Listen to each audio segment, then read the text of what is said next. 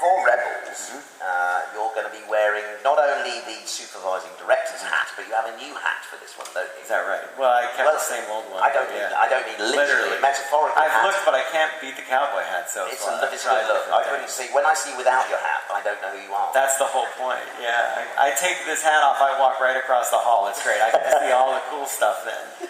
So. But no, this for the new series, you have an executive producer hat. Well, what does that mean? What's the difference? It's just cool. I don't know. It's cool. I do pretty much all the same things I always did on Clone Wars. I just, on Clone Wars, George Lucas was executive producer. Yeah, so you don't really go up and say, hey, George, I'd like that same title you have. I don't think that would fly very well with him. So what's great is that now I'm one of 3 for Rebels with Simon Kinberg and Greg Weisman.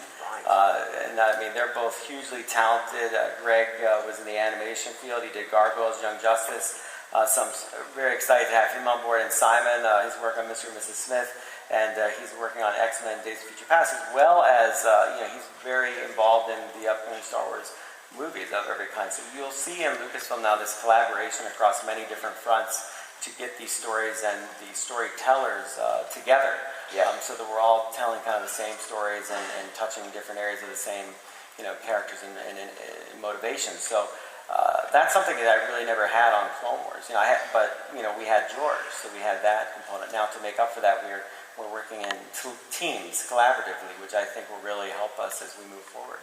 So I believe we've got some VTs to look at to introduce your fellow executive producers as well.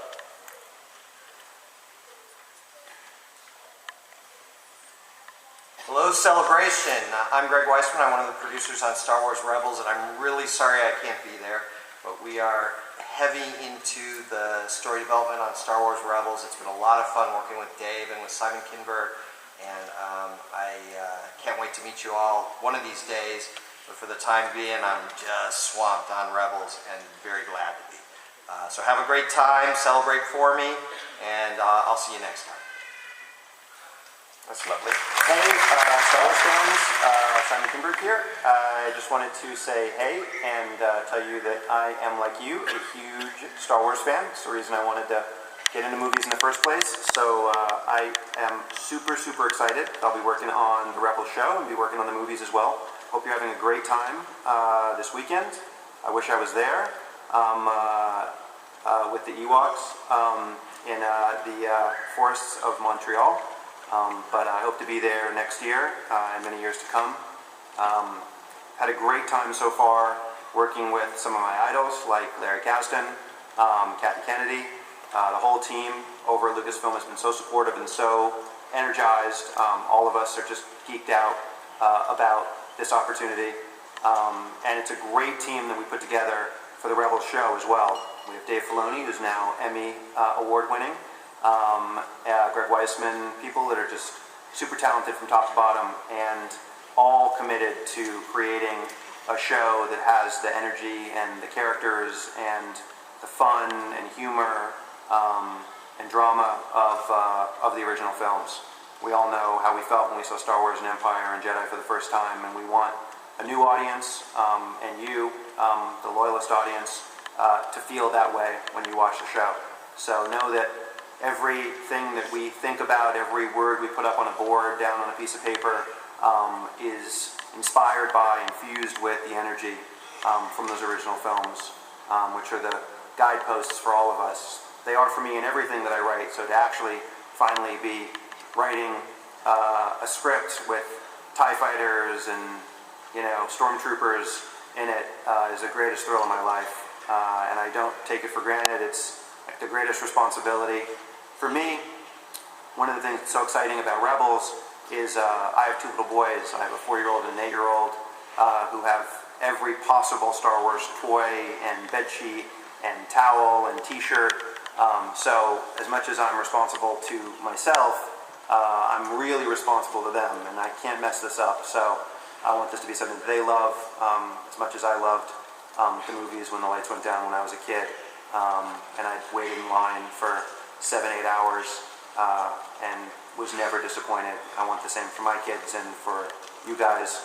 So thank you for entrusting this story and these characters to me and my friends that'll be working on Rebels and on the movies, and we're really making it for you guys. So have a great weekend, and thanks.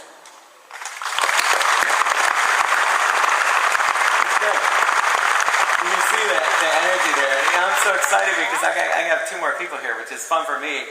You know, a great story team at Lucasfilm. Some people I think you're going to get to meet over the years as we go forward. And we all sat together at a little round table, very Arthurian of us, you know, and we said, what would be a good new show and what direction could we go? And so this small team of people came together collaboratively, and we all kind of hit, well, we would like to see this. We'd like to see a show about Rebels. We'd like to see about what happened before A New Hope. We'd like to see, you know, what is that story told in a greater detail. We all agreed on it, and that's the thing. As Star Wars fans, we all seem to know the areas that we'd like to explore, things we haven't quite seen yet. And for me, visually, wanting to make this style different from Clone Wars, and that's the first thing that I'll tell you guys directly, is that this show will be different than Clone Wars. It's intentionally going to visually look different. We're not proceeding with the same style. We wanted to give this its own look and its own feel. For me, that always goes back to Ralph McQuarrie, and that's a name you're going to hear over and over and over again. I think Star Wars owes so much to Ralph, and I'm very dedicated to the history of Star Wars and the history of Lucasfilm. I think that we need to maintain and respect that history, and yet also do what created that history. Why do we feel so strongly about Lucasfilm and what it created? Well, because it always leapt forward. It never just settled. As a company, we've always innovated to really figure out what is the experience you, the audience, has not had. But going back to Ralph, I looked at his paintings, and there are tons of paintings that Ralph did that have really never made it up onto screen. So I started going through these paintings, and I was showing them to Kathy and the story team, and I was saying, this is a location that Star Wars fans know, but we've never really been there. And if you proceed to the next one, there's an entire cityscape. I believe this was a concept for Alderaan that in the end did not make it into the films. But you look at that and it just cries out Star Wars. You can see a lot of the same elements that wound up in Cloud City. You know, moving forward again, you know, these different landscapes. I think this is a really early, perhaps Coruscant painting, but these giant towers. It's just, Ralph had such a mind for the future and a very specific vision of the future and what made that future work. Here we have perhaps the character you might play down in the corner there. I like him, yes. Obviously the man in the jacket with goggles I'm referring to. And but this landscape here, I mean, that's Mos Eisley, right? Is it? It kind of is. A lot of the same elements are there. And when we started looking at this image, I started to take note of the character proportions. And this was one of the images to me that said, well, this is an animated series right here. If I could put that on screen with this environment and those proportions, I think Star Wars fans would be pretty excited about that. Let Clone Wars borrow from Ralph, but why don't we just try to be very direct about it and say that's going to be our look? So we studied even further. And we have the next image, you know, these city streets, all reminiscent of what you see on Tatooine, but it has its own flavor to it. And it's something that you go, that's a Ralph McQuarrie painting. There's something so unique about the fingerprint of that artist that Killian Plunkett, Joel Aaron, and I really dove in and said, what makes that work? Go forward. You can see here character images. You know, I started to look at how does Ralph paint characters and what makes them unique. They're not photographic. They're not realistic. You know, the proportions there.